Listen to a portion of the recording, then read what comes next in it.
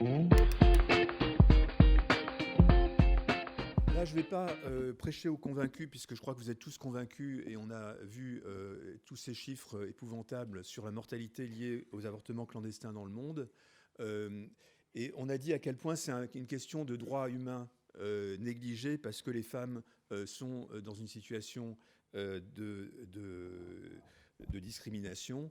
Et on a très bien, ça a déjà très bien été dit, mais je me permets quand même, j'ai failli retirer cette diapositive, quand même rappeler qu'en termes de mortalité maternelle, je suis gynécologue obstétricien, les avortements représentent la première cause de mortalité, la première cause de morbidité maternelle dans le monde. Donc ce n'est pas seulement la mortalité liée à l'avortement parmi les avortements, mais parmi les grossesses. Donc aujourd'hui, véritablement, c'est une question aussi de santé maternelle extrêmement importante. Et on le sait, au niveau international, on a parlé de toutes les réunions mondiales, de la politique de l'Organisation mondiale de la santé, et un leitmotiv, c'est de réduire le nombre d'avortements à risque. On se dit, alors là-dedans, il y a réduire le nombre d'avortements, virgule, à risque, ou est-ce que c'est réduire le nombre d'avortements à risque? Et c'est là toute la question. On a vu, Henri Jean nous a montré tout à l'heure l'exemple quasi expérimental de la mortalité en fonction de la loi sur l'avortement en Roumanie. Et là aussi, il faut quand même le situer. Cette courbe, elle montre quoi? Elle montre la mortalité maternelle, c'est-à-dire par rapport aux femmes qui sont enceintes, combien décèdent. Eh bien, quand l'avortement a été rendu illégal en Roumanie, le nombre de décès maternels a augmenté, et quand il a été relégalisé, le nombre de mortalité maternelle a fortement chuté.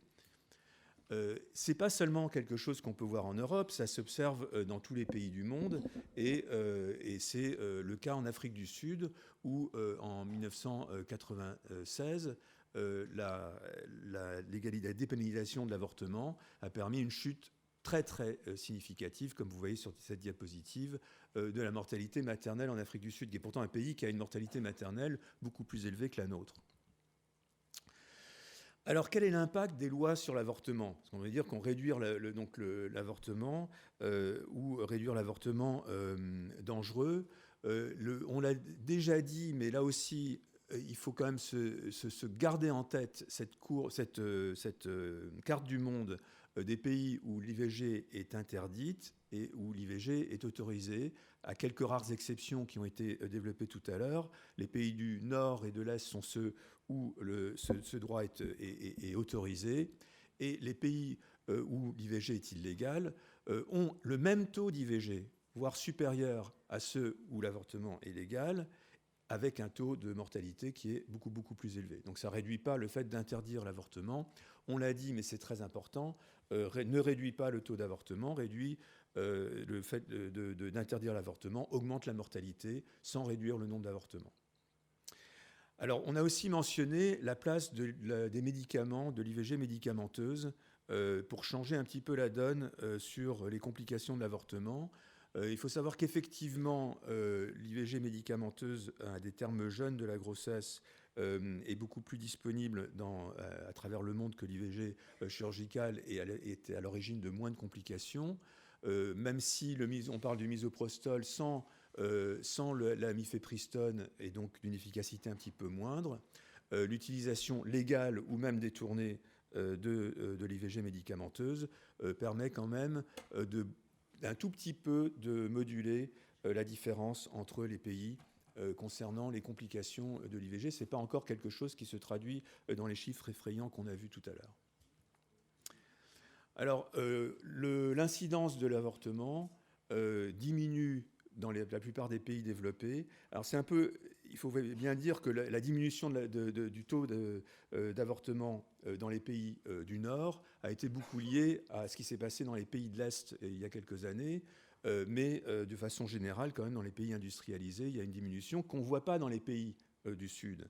Et c'est pour ça donc que la question est posée, c'était cette introduction, je suis allé un peu rapidement, pour dire à quel point la question de l'accès à la contraception est posée comme une alternative à l'avortement.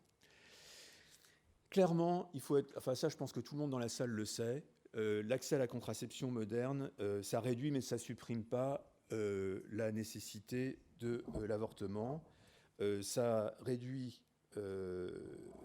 ça réduit, l'accès à la contraception ne réduit pas, ne supprime pas l'avortement. L'accès à la contraception peut avoir deux objectifs pour une femme. Donc, ce qui est d'une part d'éviter une grossesse non désirée qui se termine en avortement, mais aussi une grossesse non désirée qui va se poursuivre et obérer la santé reproductive de la femme, puisqu'on sait qu'une grossesse qui est poursuivie alors qu'elle était non désirée, elle est à beaucoup plus grand risque obstétrical pour la femme et puis aussi pour l'enfant ultérieurement. Ce qu'on sait, c'est qu'en moyenne, parce que c'est très différent selon les pays mondiaux, parmi les femmes qui ont un besoin non satisfait de contraception, 10% n'ont pas accès aux contraceptifs et 90% ont accès aux contraceptifs, mais ne les utilisent pas ou ne les utilisent pas de façon systématique. Et ça, c'est la phrase vraiment la plus importante. Alors, il y a plusieurs points là-dedans. Tout est important. La moyenne, parce que c'est très différent selon les pays. Le besoin non satisfait. Et c'est ça toute la question. Quel est le besoin de contraception et comment est-ce qu'on définit un besoin non satisfait? Et puis l'accès. C'est quoi avoir accès? Est-ce que c'est simplement qu'on dit il suffit d'aller dans un centre de santé, mais encore faut-il que le centre soit organisé et puisse réellement donner cet accès dans des conditions correctes? Alors il est vrai quand même que quand on augmente l'accès à la contraception, on diminue de façon tout à fait proportionnelle le taux d'avortement. Ça c'est une courbe, une corrélation qui le montre assez bien. Je ne vais pas trop rentrer dans les détails. Donc, mais une corrélation, ça ne veut pas dire que ce n'est pas suffisant pour expliquer comment on peut avancer. L'autre point, c'est qu'on dit que la contraception est disponible partout. Il y a quand même un certain nombre de pays, même s'il y a une libéralisation au cours du temps, encore beaucoup de pays où l'accès à la contraception est très limité, et notamment en ce qui concerne vous voyez sur ces courbes globalement une augmentation de la libéralisation de l'avortement en bleu et une augmentation en vert très importante de la stérilisation, et entre les deux la pilule. On va y revenir, mais enfin quand même, est-ce que la contraception définitive est toujours un choix personnel ou une campagne d'État, parfois avec la contrainte? On parlait tout à l'heure d'éthique médicale et de droits de l'homme. On peut se poser la question, il ne faut pas confondre les deux, entre l'accès à la contraception et la contrainte de la contraception. Et quand on regarde à travers le monde, parmi tous les moyens de contraception qui sont disponibles, on sait qu'il y a quand même des particularités selon les continents, selon les pays, qui ne sont pas forcément liées uniquement à la loi, qui sont liées aussi aux pratiques, qui sont liées aussi au corps médical, aux professions de santé, aux sages-femmes. Donc c'est très important qu'on réfléchisse par rapport à tout ça aussi. Quand on regarde ici par rapport aux différents moyens de contraception disponibles, en Europe, la contraception orale est quand même le modèle dominant. Alors que dans un certain nombre d'autres pays, le modèle dominant peut être le dispositif intra-utérin, ou en tout cas plus que la contraception orale. Quand on regarde le mode injectable, il est très peu utilisé dans la plupart, c'est en vert clair, là, vert pâle. Il est très peu utilisé dans nos pays, il est très utilisé dans les pays en développement, et notamment en Afrique subsaharienne, avec une acceptabilité qui parfois semble meilleure que la contraception orale ou le stérilet. Et puis, il y a cette stérilisation qui est le modèle pratiquement prédominant dans un certain nombre de pays, et pas seulement en Asie, mais également en Amérique du Nord et en Amérique latine. Alors, la contraception moderne, ça marche quand même. Il ne faut pas non plus caricaturer. Plus il y a d'accès à la contraception, moins il y a de grossesses non désirées. Ça a été très bien montré, notamment c'est des camemberts, je ne devrais pas dire camemberts venant des États-Unis, parce que ça n'importe pas. Mais bon, ce sont un peu la répartition donc des grossesses non désirées en fonction de la contraception. Et pour faire court, ce que montre ce graphique, c'est tout simplement que les femmes qui utilisent bien la contraception ont peu de grossesses non désirées et que les femmes qui ne les utilisent pas très bien ont plus de grossesses non désirées, mais je pense que tout le monde dans la salle le sait très bien. L'autre point, c'est que la contraception gratuite ne suffit pas pour empêcher les grossesses non désirées. Et ça aussi, tout le monde le sait, mais c'est très important parce qu'on va demander de parler des pays, donc on va dire les pays non industrialisés. Mais quand on regarde chez nous, en France, c'est quand même connu, le paradoxe qui est que la contraception est très répandue en France, mais les femmes qui ont besoin de contraception, qui n'en ont pas, c'est rarissime. Et pourtant, il y a un tiers de grossesses qui sont non désirées. Et ça, des démographes comme Nathalie Bajos l'ont très très bien montré. Ça a été montré également au niveau européen. Et finalement, malgré les différences un peu entre les différents pays européens de l'Ouest, il n'y a pas tellement de différence. La plupart des femmes ont une contraception, mais il y a un nombre important de rapports sexuels sans prévention chez les femmes qui disposent d'une contraception, chez des couples qui disposent d'une contraception. Et pourtant, la contraception d'urgence est sous-utilisée pour des raisons qui ont été rappelées tout à l'heure par la ministre, mais qui sont aussi des raisons d'information et de connaissance, et aussi peut-être d'ambivalence, parce que derrière tout ça, il faut bien sûr considérer qu'on soit dans un pays du Nord ou du Sud, ça a déjà été dit, les problématiques sont un peu les mêmes, les gens ne sont pas différents, et l'ambivalence, bien sûr, est toujours présente. Et ce qui explique un petit peu que quand on regarde, alors ça c'est une diapo qui vous montre pour un certain nombre de pays en développement sur différents continents, le taux de fertilité, le nombre de fertilité par femme, qui diminue, qui est enfin, dans cette courbe plus haute à gauche en Afrique subsaharienne et plus faible à droite en Asie et en Amérique latine. Et pourtant, elle n'est pas tout à fait corrélée au taux de contraception elle est corrélée au taux de contraception, mais elle n'est pas très bien corrélée aux taux d'avortements illégaux qui sont ici en grisé et qui sont finalement pas très très différents à travers ces pays. Donc finalement, l'accès à la contraception, on va dire contraception comprenant la stérilisation dans ces différents pays du Sud, est corrélé à une baisse de la fécondité, mais pas à une baisse des avortements clandestins.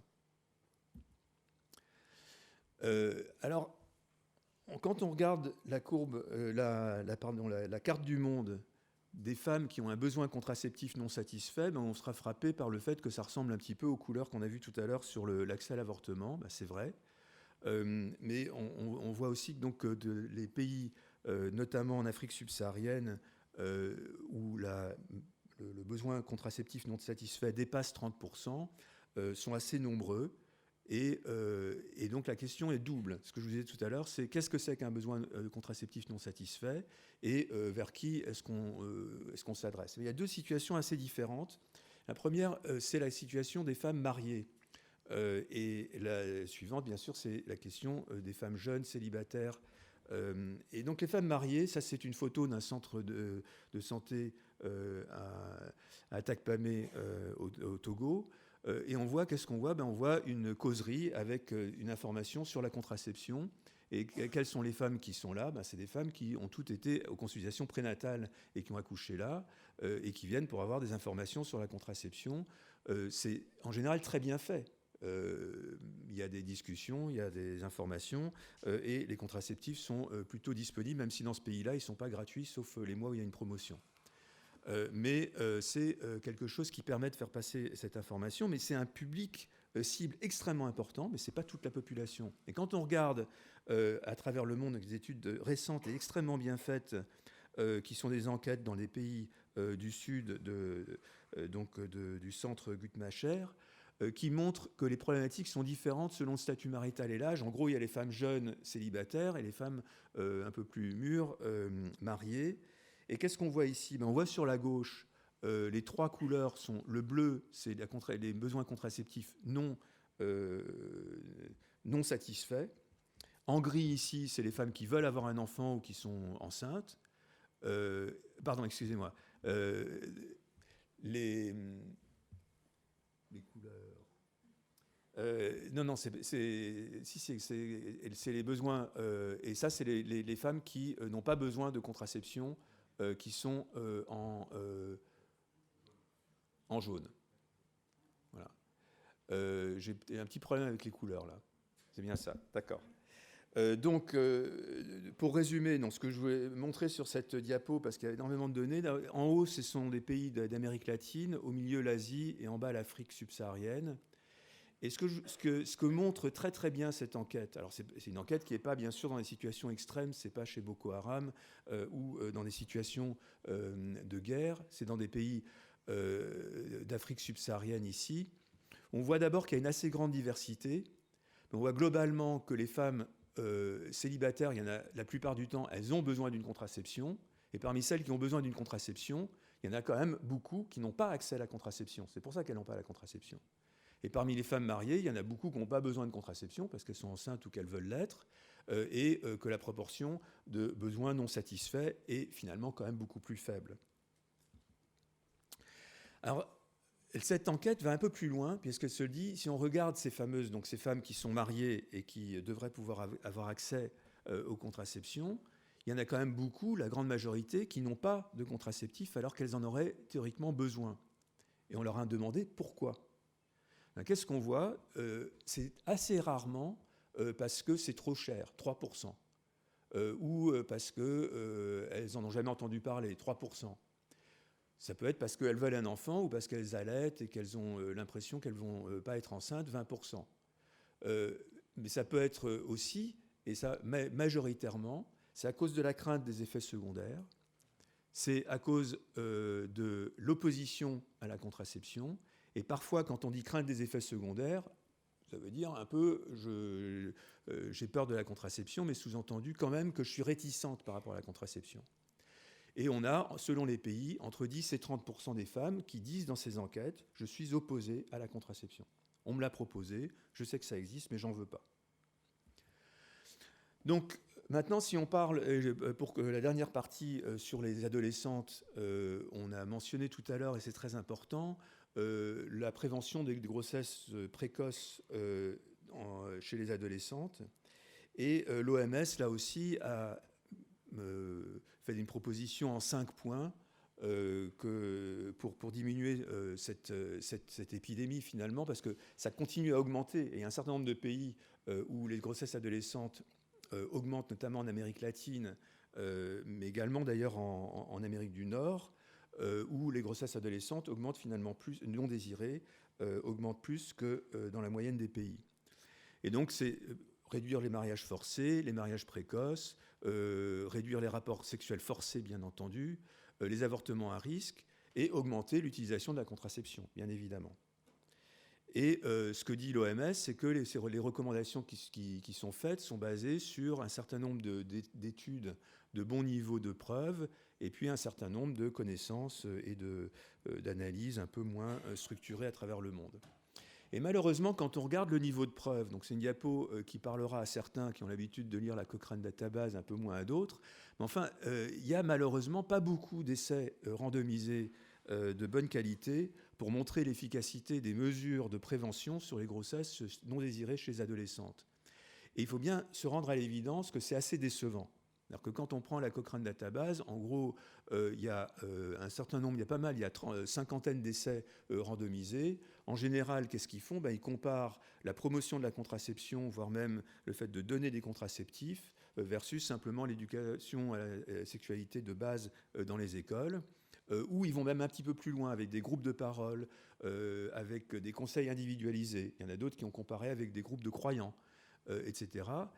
Et finalement, malheureusement, la plupart du temps, il n'y a pas tellement de différences significatives dans ces études, que ce soit sur l'incidence des infections à transmission sexuelle, sur les grossesses non désirées, sur le taux d'avortement, etc. Alors la seule chose, c'est que si on combine un certain nombre de ces mesures de focus un peu social avec la part individuelle, on peut faire un petit peu mieux et augmenter en tout cas un indicateur qui est l'utilisation de la contraception orale qui double si non seulement on donne les contraceptifs, on explique les contraceptifs globalement à la classe et on les explique individuellement aux jeunes femmes. Alors, augmenter l'utilisation de la contraception, c'est donc pas tellement basé sur des bons niveaux de preuves, c'est basé sur un certain nombre d'actions qui ont été menées.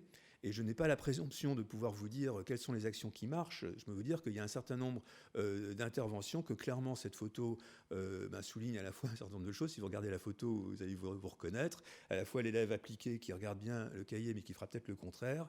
Et puis l'élève dissipé qui rigole derrière. Et donc, on sait très bien que c'est un travail de très longue haleine, et c'est très difficile de montrer qu'est-ce qui marche exactement. Donc, modestement, pour conclure sur ce sujet, on revient un petit peu de la case, à la case départ, qui est que, bon, clairement, au niveau médical, l'accès à la contraception et à l'avortement sécurisé sont un point indispensable de départ. Que pour ça, il faut qu'on se mobilise tous en tant que professionnels de santé, au niveau de l'information, au niveau du conseil individuel, de cibler les bons moments, et ça c'est à travers le monde. Je vous ai montré l'exemple donc des informations grossesse et postpartum en Afrique, et toutes les occasions doivent être prises. Que les campagnes d'information, on parlait des nouveaux médias, c'est évident qu'il faut sortir de la classe et aller vers les nouveaux médias, et pour toucher les adolescents, pour toucher les femmes, qu'il faut aussi toucher les parents. Et que globalement, et c'est là qu'on revient toujours au même point de départ, c'est pas seulement un problème d'accès aux moyens de contraception, c'est un sujet de société, c'est un sujet de droit sexuel, c'est un sujet de statut des femmes et donc de sexisme, et c'est un sujet de la place de la sexualité. C'est pas de dire la grossesse non désirée, ça va vous faire du mal et c'est pas bon, et la sexualité c'est dangereux, évidemment. C'est la possibilité de valoriser la sexualité, de valoriser et de pouvoir prendre le pouvoir finalement de décider de sa sexualité et de son corps. Je vous remercie de votre attention.